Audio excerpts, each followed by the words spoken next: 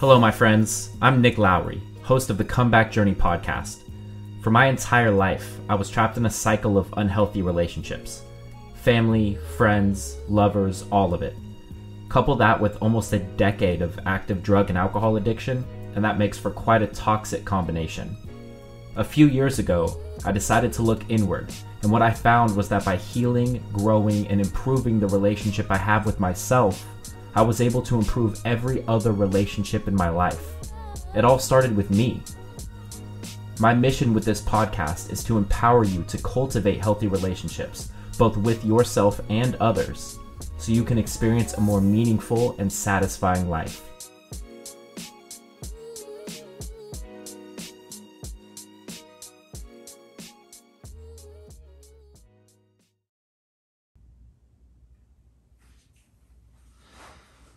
Whew! First podcast in Arizona. Hey. We out here. Known primarily as the state east of California. You know how we do it out here in Scottsdale, Arizona. Oh, we got here. Bars. Hey. Woo! How was your meditation this morning? Whoa, hold on real quick. Yeah. So, my man is out here visiting from San Diego because I'm now in Arizona. Staying here the last couple days. Visited the beautiful place of Sedona. Yeah. I did not realize. I mean, I heard, but until you experience it, it is a spectacle to see. It is very beautiful out there, and would definitely recommend that anybody go out there. For sure. Yeah. Yeah. It's a beautiful place. We just rolled with it. We didn't really have a plan. Yeah, that's what I was saying. Let the intuition guide you through the trails. I mean, we took the one, popular trail, and then we went found a random. Yeah, like I was saying, I love doing that. Just finding the random, nowhere trails, and you just let it go. Yeah. It was fun. It was a lot of fun.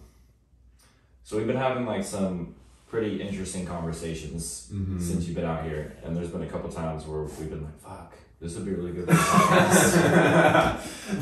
Don't say all this. Let's let the people hear. Yeah, not that it stopped us. Just talking. Yeah. It's interesting because I did a couple podcasts where I planned out what I was gonna say. For sure. Initial call, let me talk to somebody, and then I'll reverse engineer some questions to ask, and kind of follow these guidelines. And it's not the same. I'm not saying that it's bad, but it's not. I enjoy free-flowing conversation. Absolutely. The issue comes in, not really an issue, but if I'm trying to gear this podcast towards something specific, that would be the way to go about it. Absolutely. Which is kind of what I was thinking of doing. And I'm in this weird middle ground because I don't know which way I'm going to take it. So I'm just going to roll with it currently and figure it out along the way. Yeah. There's a beauty of structure, but there's also a beauty of just letting go and free flowing, and like you're saying, finding the middle ground of that is, it's the path, it's they say in Taoism and Buddhism, just find the middle ground, the path, but sometimes you have to find the extremities of each side to really experience where the middle ground it really is, So. It's interesting that you say that because we were listening to the song yesterday. It's called Self-Taught by Brother Ali. Yeah. And the opening part of the song, Cody, if you hear this, I know that you love this song. The opening part of the song is people always ask me, Brother Ali, what you so angry for, man? Why are you always so upset? I tell them, shit, there's a thin line between anger and hunger. And I ride a unicycle down the middle. You might catch me touching feet down on both sides. Hey. That's, I love the balance. I love it. First of all, you can't ride a unicycle if you're not going to balance yourself, So prime choice of words there. Yeah. But yeah, it's, I don't know. I thought that I had like originally, I thought that I had put myself in a box where I was like, okay, maybe I should try something different and get out of the box. Absolutely. But what had happened was I tried something different, and in doing so, created a new, smaller box for myself. And I was like, hold on a minute, what's going on here? Very ironic how we do that. Yeah, so this is podcast number 1 in Arizona, and we're just gonna roll with it. We're just gonna roll with it, you know? Well, what do you, like, speaking of, like, free-flowing and structure, like, what would you say that, like, makes you feel that you need to gear it or control the podcast towards, like, a certain way? Like, what do you think in the back of your mind, like, makes you feel that you need to do that? Well, if I have a brand, the Comeback Journey, and that brand has a mission and vision, and there's a direction I'm trying to take it, it would make sense that the podcast would also go that direction. Right. The podcast Yeah, is specific also style. named the Comeback Journey. Yeah. So the good thing is the mission of my brand is specific, like it's a specific direction, but it's very open-ended at the same time. And so I don't have to just confine myself to which is what I've come to realize, that I don't have to confine myself to like a specific way, because it's such a, like if we're talking about self-realization, which is the embodiment of one's identity, like what goes into that? Everything, potentially, right? So why, I was trying to focus the podcast on, like with the structure portion, I was trying to like very closely relate it to my program, the coaching, and which has like 4 phases, and it focuses a lot on communication and boundaries. And I was like, okay, well, like we'll just have a podcast about that too. But like, that's not, first of all, I think knowing myself, I'll get bored with talking about those things all the time over and over with different people. At least in a confined way like that, where I'm like, I'm going to go in, I'm going to ask questions, and, you know, like, I would rather explore the ideas, because that helps me to learn new things about my identity, and potentially the people learning will learn something new about themselves in the process. And that's like the win-win aspect of just like going with it, because you never know what's going to come up. Sometimes you do, but you have the opportunity, like when you're not confined with a structure, your mind is able to go to different things, and you can bring them up when, you know, rather than like, I'm just going to answer this question, we're going to go on to the next question, then we're going to go on to the next question, and then we're done. Little Q&A. yeah, exactly. Yeah, I feel that. It's so funny how we can, like you were saying, like, put ourselves in these boxes, and you know, it's very ironic that, you know, being an entrepreneur or being, you know, your own brand, like you're like, there's nobody else telling you what to do, but somehow, because the way we're taught, you know, from schools, and just like the structural way of living, like as a child, we even just like have the tendency to immediately like, oh, how do I like put myself in a box, you know? Yeah. But like, it's obviously subconscious. It's not like we're consciously like, oh, let me just, not to say torture myself, but like it's never like, it's always, it always feels good to be more free than like, you know, let me like confine myself in this space. Well, you know? I think, I wouldn't say always. Yeah, that's okay. I don't want to be absolutist. I tend to use the word always. I'm like, wait, let me trace that back. yes, well, because one could argue that some people thrive in environments of structure, and Absolutely. if we're going for like, I don't remember where this stems from, but like, true freedom is a byproduct of extreme discipline, or something along those lines.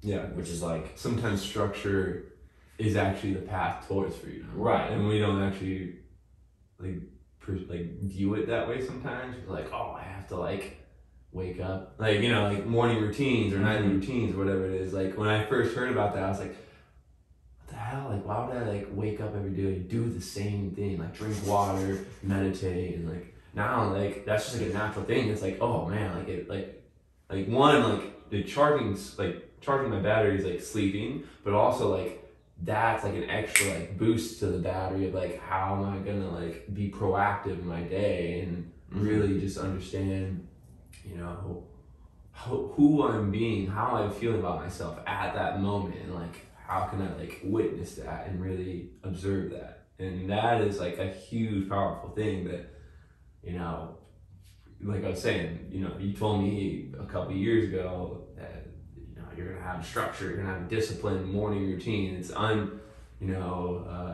what's the word I'm looking for?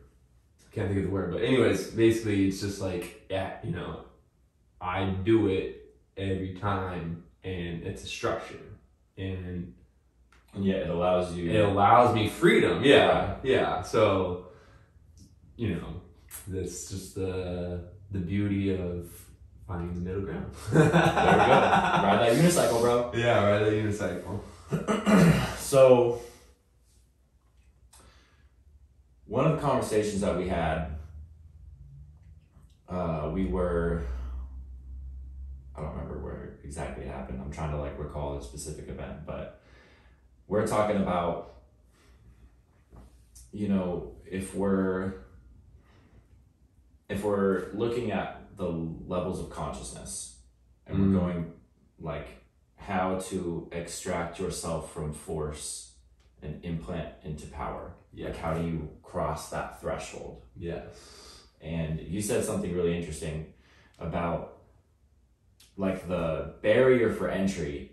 If you're looking at the levels of consciousness, the barrier for entry into power is courage. Yeah. And you said, yeah, you have to have the courage to not force things. Like courage, power, force. You have to have the courage to not force. Yeah. And when you do that, you rise into power. Yeah, the courage to also recognize when you are forcing things and be able to step back and say, oh wow, I'm really trying to force this outcome. And like I was giving you the example of like how I was trying to force this thing with, you know, like being a vendor at this mindfulness event, and I really wanted to do it, but then, you know, like there's so much opportunity there, so many people I can connect with. I really would love to be there and be part of it, but like I was just finding so much resistance. And then when I finally recognized that, like, man, there is so much resistance. I'm not free flowing like water at all. I'm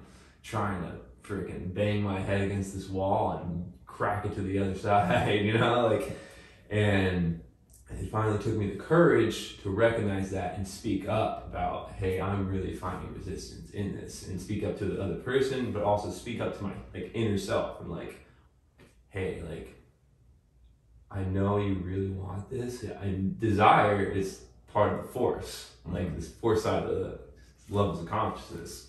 But then, like we were saying, that bridge or that barrier to entry is courage. So like once I had the courage to speak up towards myself and towards you know, the person I was talking to, it finally like felt like, oh man, I got my personal power back. It just felt so good. Like, wow, like that was. And then there's like, it went up to even higher, like willingness, acceptance, like, you know, all the levels of consciousness. Shout out to David Hawkins and his, you know, little spectrum of levels of consciousness. If anybody doesn't know what we're talking about, just Google levels of consciousness. By David Hawkins. David Hawkins. Yes. And you'll see it, and it's very, like, visually, it's super easy to understand. Yeah. Yeah, it's an interesting part of life, you know, recognizing when you're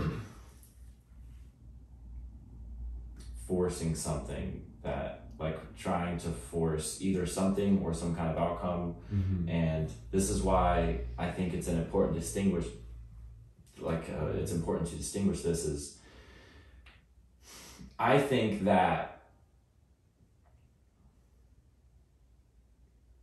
ideally if we wanted well, life's not fair, right? But if we were to have an entirely fair system for the world and for people, right, there would be equal opportunity and equal outcome. Equal outcome is complete nonsense. Like there's no, that's like participation trophies for children. Equality of opportunity, that's a different story. That's like the way I see it is everyone has the potential to do whatever they want. Especially with the way that the world is now, with the internet mainly, like you can do whatever you want from wherever you want. You could build a business knitting socks on Instagram and make a living. I'd be stoked. I'm saying that. I love new socks. It's amazing thing. But as far as like, this is where it gets complicated. In my head, I'm going to try to explain it accurately. If you've got 100 people all doing the same thing, and they're all like, I want to make socks. And let's say that there's only these 100 sock companies, for the sake of this example. They're not all going to get equal revenue. Not everyone is going to buy equally from all different companies. They're going to pick out the top few, and the rest of them are going to struggle. Yeah. And so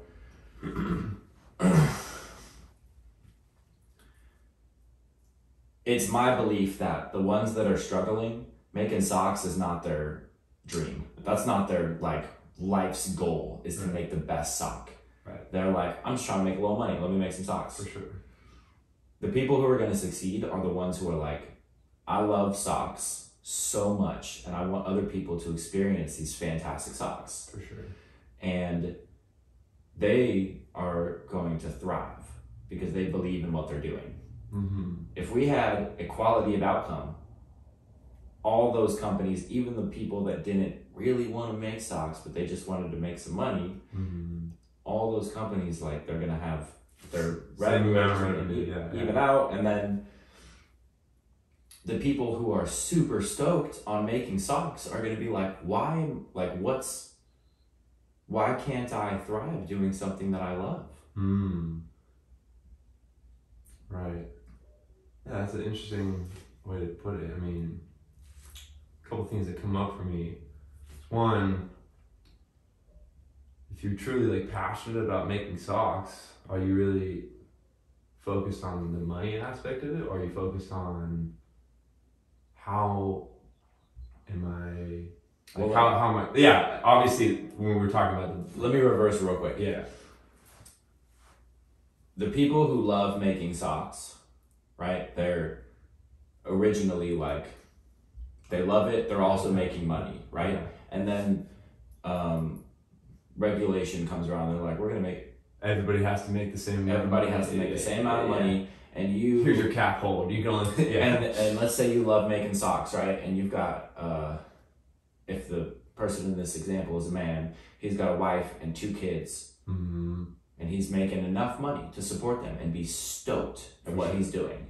And then all of a sudden, we're going to make equality of outcome. Right. And some dude living in his parents' basement is like, I'm going to make some socks. And then he now income gets taken from somebody else. Right. So that he can make his, and they level out. And now this dude's just stacking money living in his basement. And now the other dude is struggling to feed his children. For sure. Yeah. That's like the pro of capitalism is obviously, if you're passionate about it, you love it a lot, and like there's no cap to how much money you can make with it. I mean, right. And people can genuinely see if you're fucking really passionate about something. Like you really like are set on fire. Like you got fire in your belly for making socks or whatever it is, and like. People can genuinely see that, and they love, my personal self, I love to be around people who are passionate about whatever they're doing, and when it's contagious. Yeah, it's contagious, because then you're both thriving, because like you're passionate about something, they're passionate about something, and you can get together and just talk about like, dude, I fucking love making socks, and then like I talk about like, oh, I love my business too, like, blah, blah, blah. And then we're just loving life, we're like in this little bubble, I guess you could say, and we're just enjoying ourselves company. But another thing I was gonna mention that was coming up for me is when we're talking about equal opportunity, it came into like equal opportunity for the world. So right now there cannot be equal opportunity for the world from a perspective of like, some people are born into like we're talking about like revenue right now. Some people are born into wealth and some people are born into poverty. So like there's like once this person's born, it's already like the opportunity, like equality is gone, like right. But I also thought about, well, like remember I was telling you about the studies of the Aborigines with the food for like from America. So like you could flip it on a whole different perspective. Like they have their tribe. They're not like, they don't have wealth. They don't have like a bunch of money. Like they live in basically like minimalist human needs, but they're happy and healthy, and also they're not, I'd say they're not cursed, but I was telling you about the study of like how the Aborigines ate American food for 6 months. All of a sudden they started getting like diabetes, or like the preset of diabetic, and like starting to get like a little bit of heart disease, and like like there's just things that like started to come up for them, like all these like nasty health problems that are coming up just from eating like the American food for 6 months, and then crossing over to like going back to eating their like normal food that they would hunt or gather, whatever it is, and all of a sudden like they would just become their healthy self again. Shout out to Healthy self. Healthy. Oh yeah. If you don't know, my company is called Healthy Self, so that's, or Heal Thyself. Heal Thyself. Heal Thyself. That's for everybody to determine and read. That's why we love it. But yeah, so there's like equality in a way of, or not to say equality, but like there's never speaking absolutes, but some people can be born with wealth, like monetary wealth, and some people can be born like the like wealth of like happiness and health. Mm-hmm. And I think that's where like sort of equality can kind of come in, and well, I want to hear your perspective on that, because like I don't think like there's no way to be born into financial equality. Unless somebody's regulating all the money in the world. That's kind of like communism. Like I meant like the example with the socks, like, okay, yes, it did lead to like the financial compensation, which maybe wasn't the best example, but what I'm talking about is equal opportunity to pursue things that interest you. Gotcha. Like things that like pursue that which sets your soul on fire. For sure. Everyone ideally should be able to pursue what they want, no matter what it is. Mm-hmm. Like if you're an adult, you can do whatever you want, right? I would say unless it's like killing or like murdering other people, right? like harming, morally wrong, harming others. I don't want to say unlawful because some of the laws are nonsense, but like if we're going like if it's like against the larger consciousness moral code, there are outliers obviously, but like I digress. If we're talking about like pursuing something that you're passionate about, ideally everyone would be able to pursue what they're passionate about whenever they want. Now that's not the case, because there are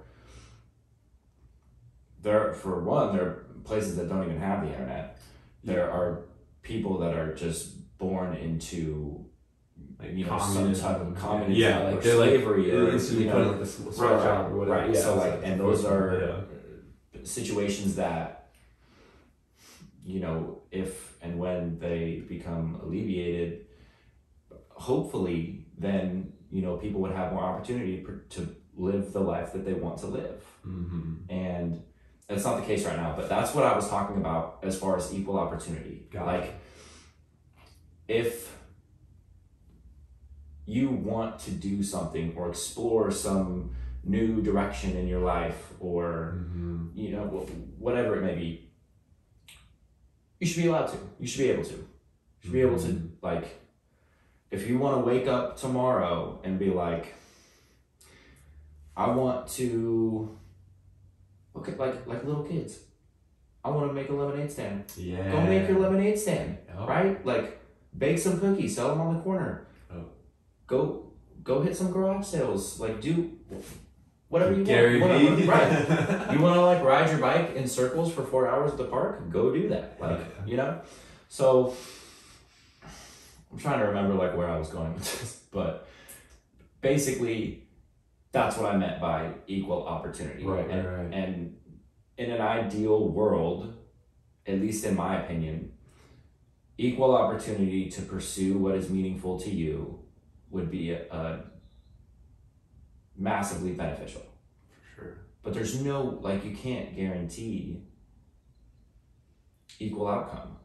Right, and there's also just the fact that, like, humans sometimes just get trapped in their own mind, and, like, they don't even know what's meaningful to them, and then all of a sudden they just get, like we were saying, like, confined in a box, and then we get stuck in these ruts.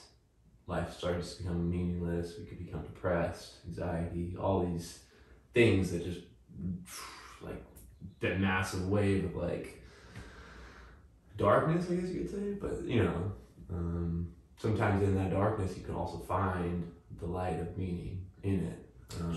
True. Yeah. And I think to add on to that, that doesn't impede your ability to pursue what's meaningful to you. True. That's you putting limits on yourself. Yeah. That's your own fault. Right. And we all, like, I'm assuming everyone does that at some point in their life. We're all guilty of putting limitations on it. Right. Like, anytime I hear the word limit, not anytime, but, like, a lot of times when I hear the word limit, I think of, like, Mean Girls. Have you seen that movie? It's been a while. Okay, so Lindsay Lohan is like, the limit does not exist. Like, unlike some math tournament, but, like, the limit does not exist. There are no limits. Ooh. They exist in your head. That's it. Yeah. And you have to believe that. Yeah, right. If you don't believe it, then you're like, fuck that. For sure. I got limits. He got limits. We all got limits. But, like, okay. Yeah. Says who? Yeah. Says you. Yeah. Unless, I mean, really, like, if you're doing something, if you don't believe it's immoral and yet it's unlawful, you may have some limits. Like the Fed coming for you. But, I mean, that's a whole new. That's a whole other rabbit hole. We don't need to get into that. Yeah. So the reason that, like, this stuff is, like, running through my mind recently is because I'm reading this book series that I told you about. Shout out to my brother Jacob for showing me this book series. Like, in, like, 2012. Yeah. 2012. It's called The Sword of Truth, and it's like wizards and, you know, knights and... Yeah, you were describing it to me as Game of Thrones, Lord of the Rings, what was the other couple? Harry Potter, and I think there's, like, one more you said. They're all, like, mashed up together. I was like, that's something. There's elements from all of them. Yeah, right? yeah.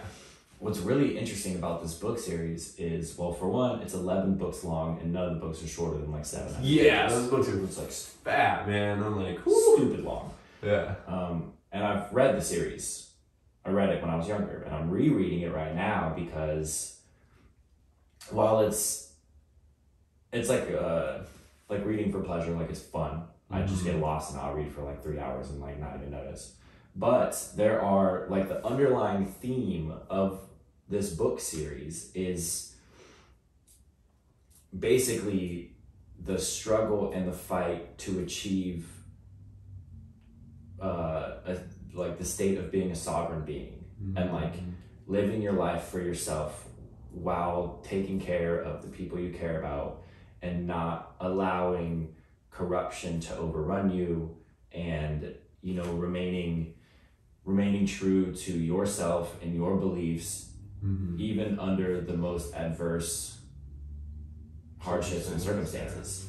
And it's wild, bro. It's so good. Oh my God, I can't even. It's like there's so many like intricacies within the book that that's the best that I can explain it for somebody. 11 books long, right? Yeah. So, but I've been thinking a lot about that lately because I'm reading it, right? So it's just like playing in my head, and it's like, okay,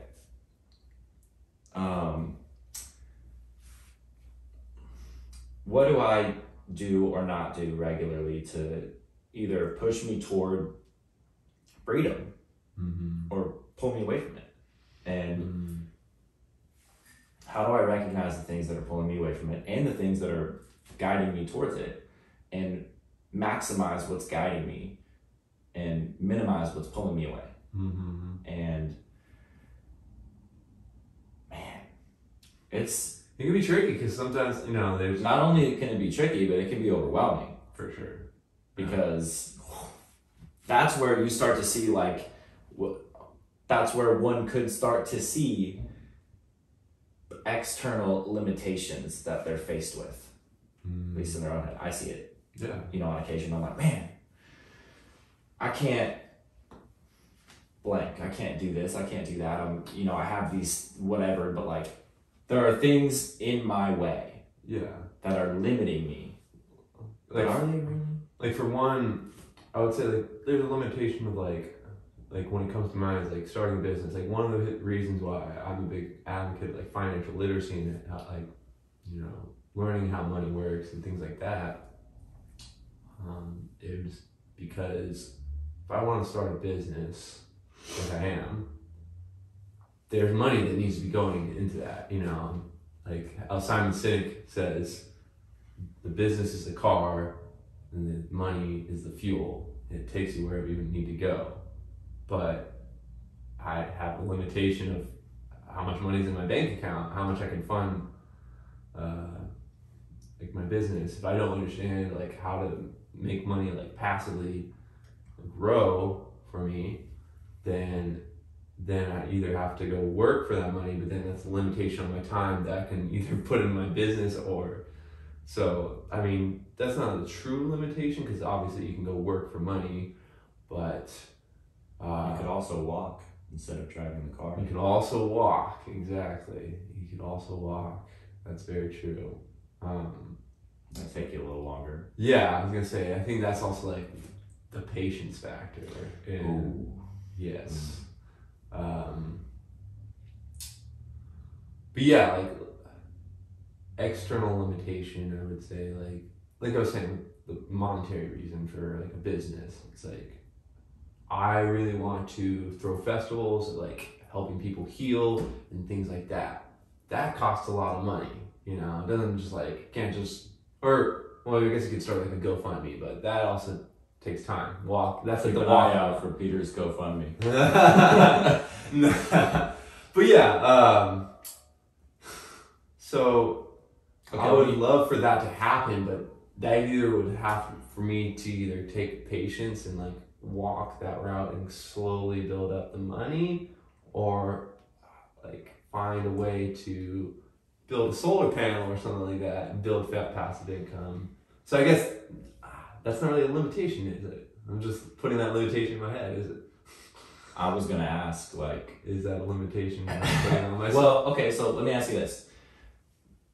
With your business, obviously, you don't have to divulge intimate details about your business, but what are the current obstacles that you're facing that are stopping you from thriving right now? Well, I can break it down. So we cultivate gourmet mushrooms and either make them into supplements or wholesale them to either farm to table, friends, family, people who know us, word of mouth, a lot of our business revenue. I'm gonna go get them and show them for the camera. Oh yeah, he brought me some. Yeah.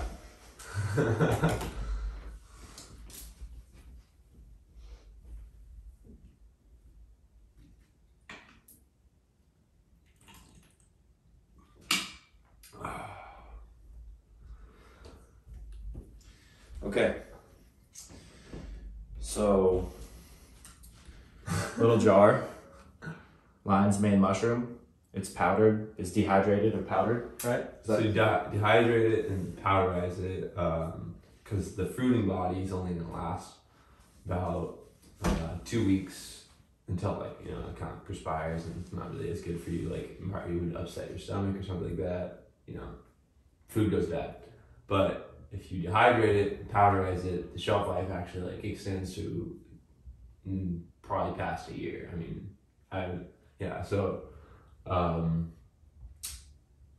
so basically one of the limitations or one of the things that comes up is like, as we're cultivating the mushrooms and growing them, one of the things like finding the different ways to allocate the money of like, okay, well, one needs to go into production. Obviously, we need to produce a product. The other side needs to like either go into advertising, or like we haven't really put too much into advertising because we've been doing a lot of word of mouth and just like connecting with a lot of people who can be more influential and just talk about our product. Also just going to events, like I was telling you, like I was invited to that one event to speak at, and I also was like trying to go to force myself, going back to that force thing, to really go to this other event, but you know, the opportunity kind of wasn't presenting itself just because we were scaling out. We needed to put in water filtration systems, put in new electricity, just so, because we want to scale out. We also want to become certified organic for our company, and to be certified organic, you need to have reverse osmosis water coming in there. So we're like, you know, been working, like that's where a lot of the money has been allocated. So like eventually that revenue is going to build up, and what I'm planning on doing with it is you like putting some of it back into the or putting like reallocating it into scaling up the business even more, then putting some into investments, and then having some free cash flow. So like if anything ever happens, we have the free cash flow to, you know, produce whatever we need. Also, that free cash flow is going to start to build up, so we can throw that festival, that event, and then we can either drip some of that money that from the investment pile into there, and then that money we make from the festival can just go back. And so it's like a little recycling, like if, you know, make money, revenue, and then it just goes back up to the top, trickle down into the business, investments, and then throw in another festival. And like, that's what I really want to do, because honestly, like,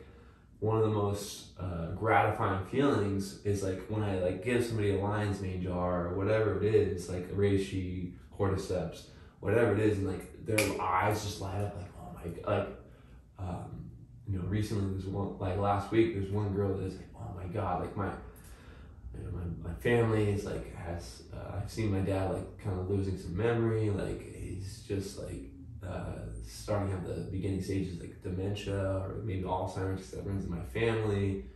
And I've been really looking for something like this, but like he's also on dialysis, so he's not trying to take any more medications. And like she just like gave me a huge hug and just like, I fucking thank you. I love that you gave me this, you know, like, and you showed me this. And I was like, man, like that's what like I really want to do it for, not the money, but the money is just like the byproduct of that. Mm-hmm.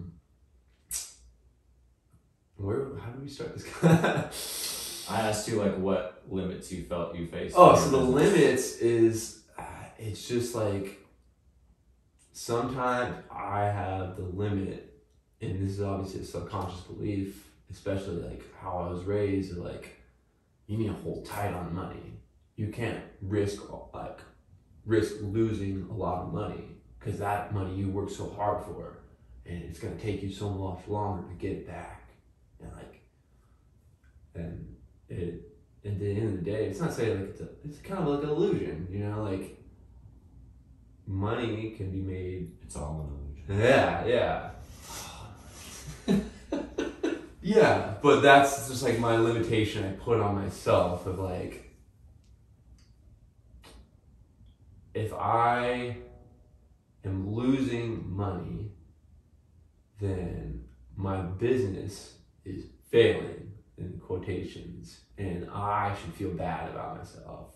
And that's also like that performance-based aspect of like, I'm putting my self-worth upon my performance of outcomes that sometimes, are something out of my control.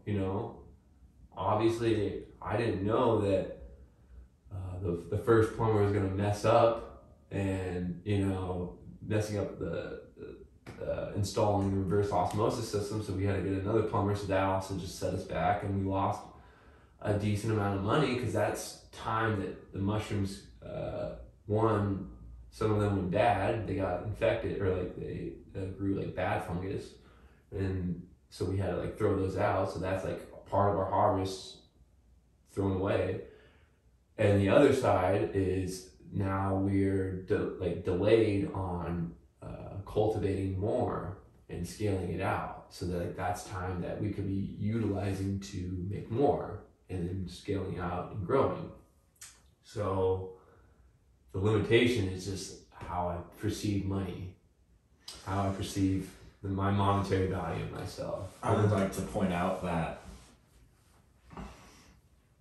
the only limit that you mentioned was a limit that you've created for yourself. Absolutely, that was instilled in you. Yeah, and there's no like, as I spoke, man, about, I can't. Like, you didn't say like, I mean, you mentioned the plumber, but like, you didn't necessarily say that was like a limitation. Like, oh man, these things keep getting in my way. It's like your limit is self-imposed through like the lens you see the world. Absolutely. And yeah, that's a quote in itself right there. Nick Lowry. What did I say? I can't remember what I said. Your limit is through the lens you perceive it. Yeah, I'll go back and listen to it. Yeah. I'll find it. What time is it? Okay, we're good. But yeah, so that is absolutely, and as I was speaking that out, I was like, man, that's just some fucking self-limiting belief I have. And like, I mean, I have the same ones. I mean, not the same ones, but I have self-imposed limitations as well. And I have up on my wall above my desk, like one of those boards where you can like spell out words with like, yeah. And it says, "You are your only limit." Mm-hmm. And it's a reminder to recognize that I am the creator of my reality.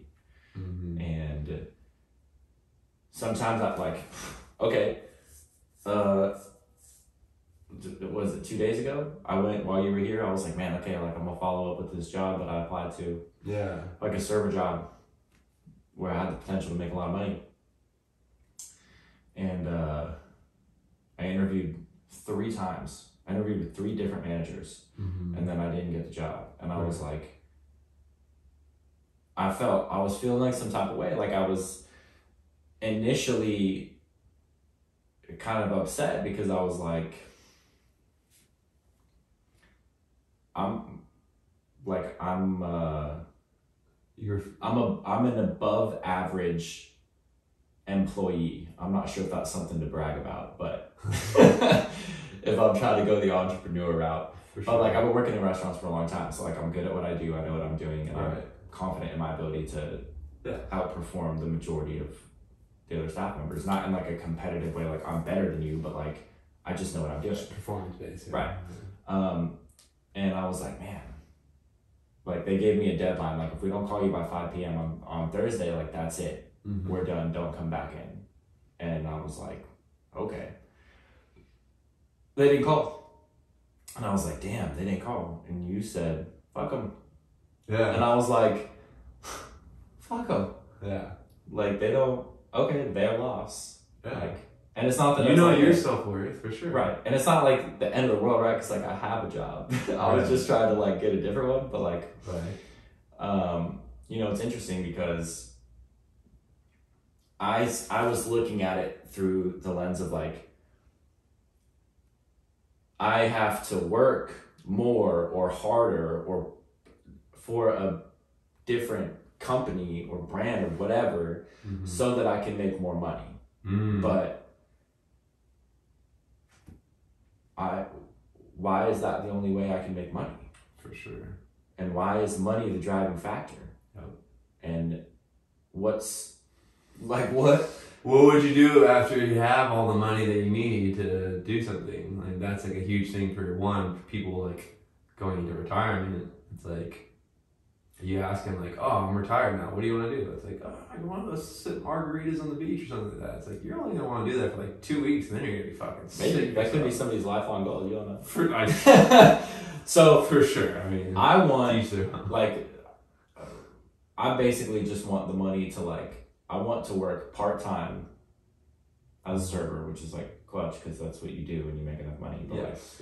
Work part-time, be able to continue to, build the comeback journey and invest more than I'm investing currently every month so that I can continue to like build my wealth long term.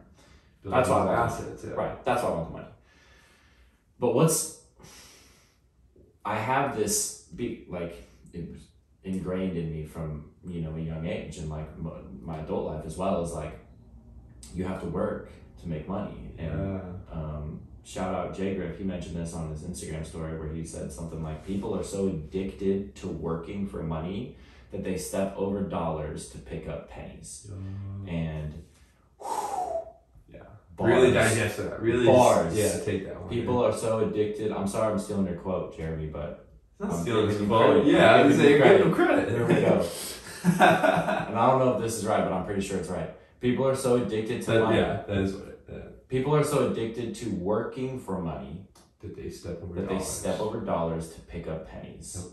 And that hit me like a sledgehammer to the forehead because I was like, what? Yeah. Like, that's what I do. That's what I do. That's what a lot of us do. That's what I was talking about, like, when we, like, how we were raised.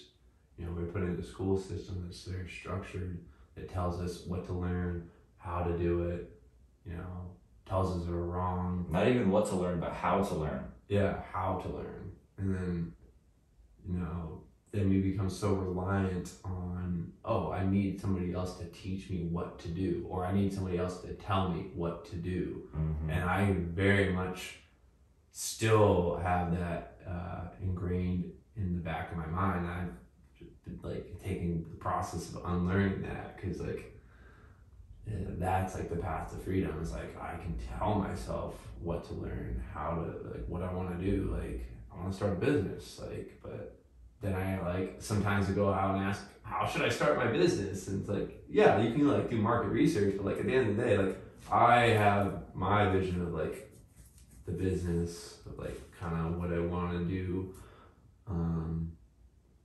And yeah, like, it can be one of those confined traps of relying on others to tell us what to do. Yeah, and it's interesting because even if it's not a boss or a professor or whatever, mm-hmm. we also tend to like ask our friends or our family members. Parents, a huge one. Right, like, what do you think? Very much. How would you go about this? And then that. Yeah, and that's a tricky situation because it can be helpful to hear other people's opinions, but when you let those opinions influence the decisions that you're going to make, mm-hmm. that's where it becomes a problem. Yeah. Can I share a story real quick about that? For sure. Yeah, so when I was first starting my business, we had to sign a lease, and that was like one of the biggest steps of like the universe asking me, like, are you going all in or are you not? Are you dipping your toe in the water or are you gonna jump in? And I finally jumped in, and I, had like having dinner with my parents, and I finally told them like what I was up to. I was like, oh yeah, I'm starting a business. We're gonna cultivate mushrooms. We really like see the healing benefits of that. Like, that's something I'm really passionate about. Is like helping others heal thyself, not really so helping. Bringing the awareness and like producing something that allows people to heal thyself. And instantly I saw the patterns of my dad, especially, of worry, projecting fear, and he was asking all these questions. How are you going to make money? What are you going to do? Like, that's not going to work. Like, things like that. And I was like, man, like, and this is what I was living, like, not to, like, I love my dad, like, nothing against him. Like, it's just how he was also raised, and that's what it's that ancestral passing on of trauma, I guess you could say. But, yeah, like, I was looking for support from him, but what I was really getting was worry, projection of fear, and all these things. If I would have let that make my decision, like, and allow him to really influence my path, I want to start a business. I want to be doing something I'm passionate about. And it's very much ingrained in him that, he works a job he doesn't really like, and I can see that, and but let me ask you this. That's the way you were raised, right? You said, like, that's how your dad was raised, that's how you were raised. Yeah, it's the ancestral trauma. How did you get to a point where you were able to not internalize that and go your own direction? Really finding the support system, or like finding, well, one, being with myself for a long period of time. There was a moment where I had to reverse back to that, went up to my parents crying, like I had this whole thing of inner child healing. Shout out to Jeremy's program. Never cried so much during anything. It was doing inner child healing. And right after that, I just felt this like intuition to like go to my parents and just like, I need space. But that was so hard for me to say because I'm so attached to them. I predicated like loyalty to like, I have to be there constantly for them. If they ever ask anything of me, I owe them. And like, that's part of loyalty. And like, I really like finally came to awareness, like, I don't owe anybody anything. I get to like willingly do something for somebody else. I willingly will do something because I want to do it, not because I owe them. And when I was able to take that space from them, I was able to like, one, I constantly listen to personal development, which helps. Like Gary Vee always talks about, like, sometimes our parents want one thing for us and we want another thing, and what that really causes is resentment down the road. Because like, if I just took the job that like my parents told me to take, sure, like, I'd make money and maybe be like a little bit happy with myself, but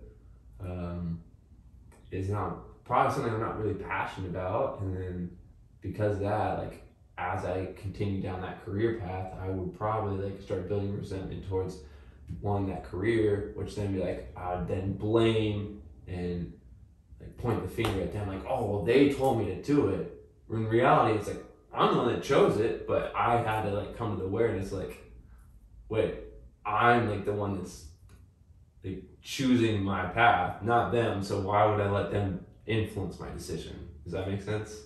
It does. Yes. This is it's a tricky topic because you have to separate yourself from you have to separate you from what your, like, how your parents, like your parents' version of who you are. Mm-hmm. And like you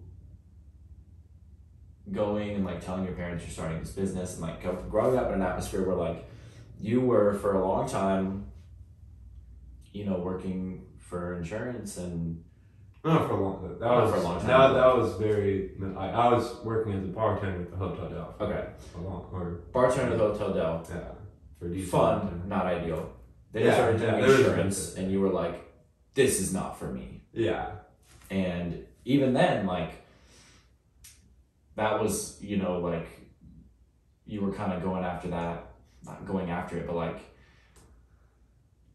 your brother is successful in that industry. Fucking killing it, yeah. And, you know, we had talked about before, like, you feeling like resistance to it, but also not wanting to, like, you know, he kind of... Yeah, he was showing me the ropes. Yeah, he was like, he's basically just, like, and... gave me all the pointers and, like, was helping me out. You know, I love my family. I love him dearly. And obviously want the best for all of us, but it was really hard for me to express, this is not for me. I can't do this. Like, it's not something I really want to do. I don't find any fulfillment in it. And if I keep doing it, it's just like taking my fucking soul and just ripping it out of my body and just fucking throwing it away. That's like, a little extreme, but yeah, I think that's kind of a good example. And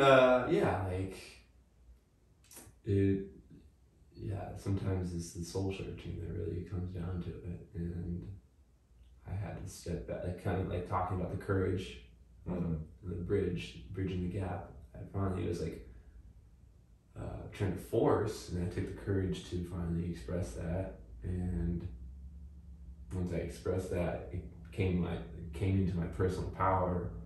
And when we have our personal power, we came into that state of creation. And I asked myself, what do I want to create? And it wasn't like it just came to me, like, but there's one like awesome thing about once you finally say no to the thing you were resisting, that like God, the universe, whatever you want to say, just starts to reveal something that actually you really like can really do, and you can really blossom, and you can really create that, and you can really go after it. And then you're like, fuck, that's what's meant for me. That's what's meaningful to me. That's what I really want to do. And sometimes it's trial and error. Sometimes you really think that, and then it's actually like, oh wait, that's not it yet. That's not it. Like, and then just kind of keep going, finding that courage to accept that, acceptance and willingness, back to that spectrum. Yeah. And then, you know, going back, redoing it again and taking a step back. And once you find that really meaningful thing, you go for it, you know. And not sick every day. I'm like, oh, I'm on fire. Like, obviously there's some days where I'm just like, man, like, this is stressful. I don't know if I really like can deal with this, but that's also like how I'm just perceiving things. It's like, then I can practice gratitude. I can practice looking from another lens. Could also take a little psilocybin, and that also helps like enhancing perspective and observing just my patterns and how I perceive the world, how I perceive myself. And speaking of like psilocybin and psychedelics, one of the best things I love to tell people about that is psychedelic. So psyche. It's the first part of psychedelic is psych. Getting in a little etymology. Yeah, etymology. Psych. So that's either like psyche, like your mind, ego, or you know, mental state. And then delic. Oh, sorry. How dare you? Well, it's 11:11. The alarm goes off. Hey. Yeah. But anyways, delic is to reveal. It's, I believe, I want to say Latin or Greek, but it's to reveal. So what is it? It's revealing self, or revealing the mask, like revealing the ego. And you're like, when you really digest that and you really take that in, you're like almost taking off this mask that you're wearing, and you like turn around on yourself, and a lot of times I fucking laugh at it. Sometimes I'm scared of it, but like at the end of the day, it's like it's showing me what it needs to show me. And I'm like, whoo, it's powerful. Powerful stuff. But yeah, that's just one of the things, like that's one of the healing things I was talking about. So you have used a combination of taking time for yourself exploring your inner world, your inner child, your traumas, and combining that occasionally with some form of psychedelic to expedite the process or to reveal things to you that were maybe in your blind spots, or things that you maybe would have gotten to, but it would have taken you a lot longer. Yeah, and also surround. Oh, sorry. Go ahead. I was gonna say the big thing also is like surrounding myself with people who empower me, who are like want the best for me, genuinely, authentically want the best for me, and you know how you attract that in your life is really wanting the best for other people And for yourself. and for yourself, yes. And that goes back to like I didn't attract that until I really stepped into myself, had that time for myself, and like loved myself and really understood I'm fucking dope. I'm an awesome person. I can really do a lot of things. I'm a divine being. I'm this fucking creator. But then like I started magnetizing all these like great, awesome, fucking amazing people that really support me by, you know, it's symbiotic. I support them, and you know, like yourself. Like, how did I magnetize you into my life? You dropped off a book on my front porch. You dropped off a book on my front porch after not talking for fucking a long time. Years. Long ass time. And then I was like, bro, you trying to be on the podcast?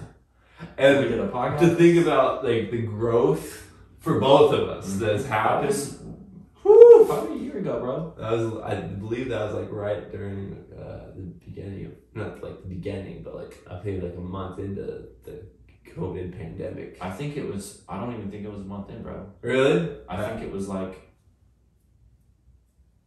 I don't know when it was, but I bet we could figure out, but it was somewhere in the general vicinity of a year ago. Mm-hmm. And in that year, there have been some profound shifts. Whew, yeah. And, you know, it's just amazing to see, you know, and going back to what you said briefly,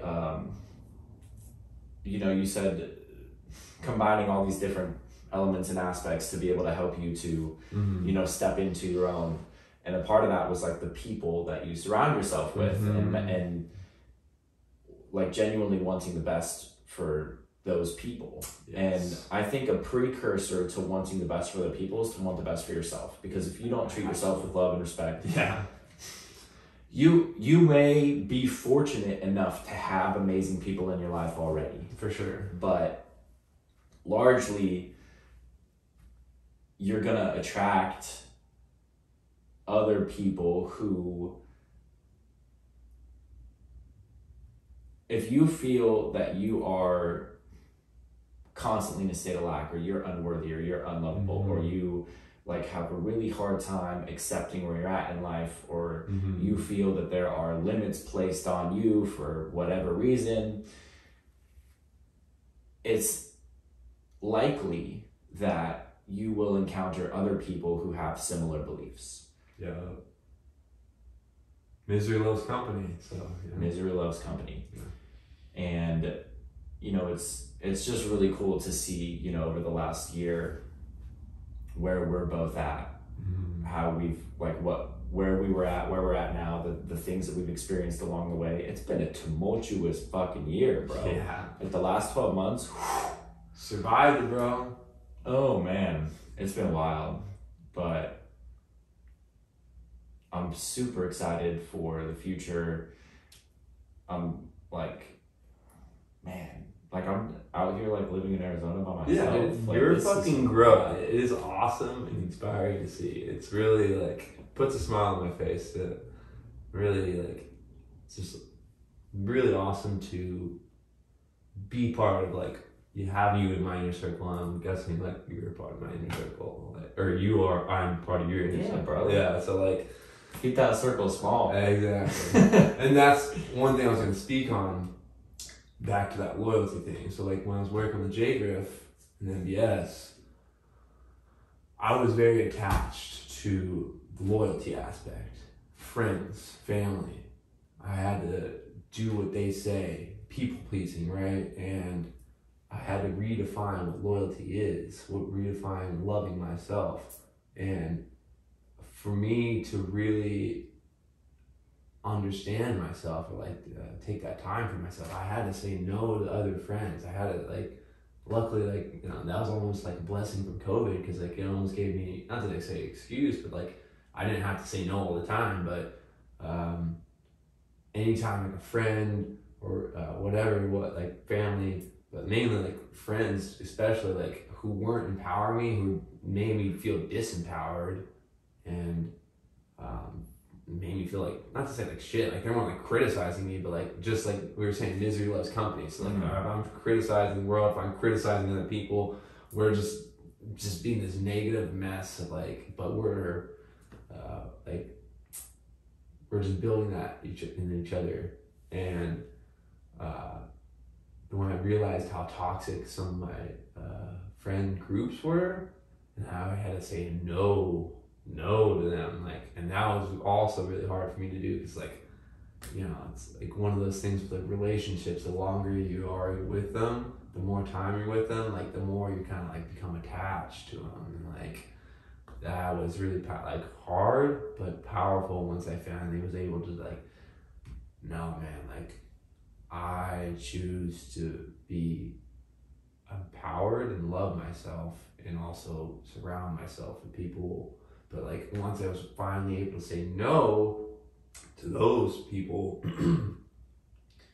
then like, kind of like I was saying, I started attracting more people into my life that genuinely are like, speak their truth, they live their truth, they empower others, they really want to bring like positivity and make a positive impact on the world.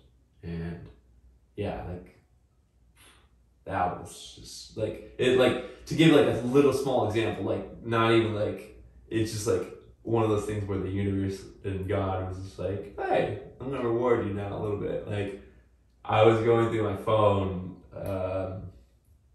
it was like a few months ago, just like, I don't know, just randomly had like the intuition to do it. And I was like, oh, like I have a lot of people on my phone that I don't ever talk to really that much, or don't really feel the need to talk to. So I just deleted like a lot of people off my phone. All of a sudden, like, once I did that, like that week, like freaking connected with like 5 other different people or something like that. I don't know if it was like 5, but like it was just like connecting with different people. I was like, whoa, like once I was able to like subtract, I was able to finally gave more room to add, you know, like, you know. I like that.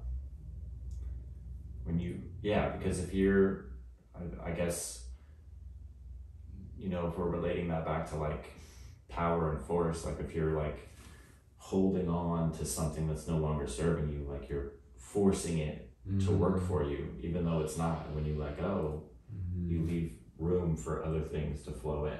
Yeah. Rather than like closed fist holding on. So detached. Right. All right. Unfortunately, we got to wrap this up because my parents are coming to town. Hey. Do you have any? Was it already an hour and a half? Yeah, bro. Wow. I know. That was fast.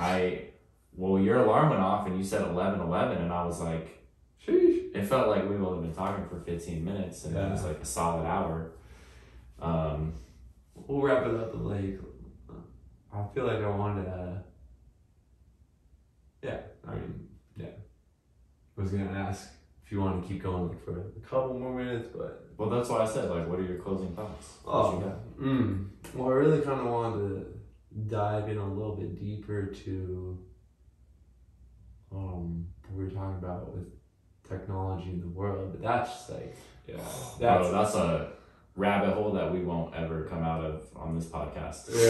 Yeah. We can. That was a good conversation we were having in the car on the way to Sedona. And like, we were saying, basically we were mentioning how it is like the best time to be alive, because we are able to connect and with anybody around the world, and when we're able to connect, we're also able to share ideas, see and perceive other people's realities, and just like the more you're able to connect and share ideas, the more ideas can come to fruition and manifest, I guess you could say.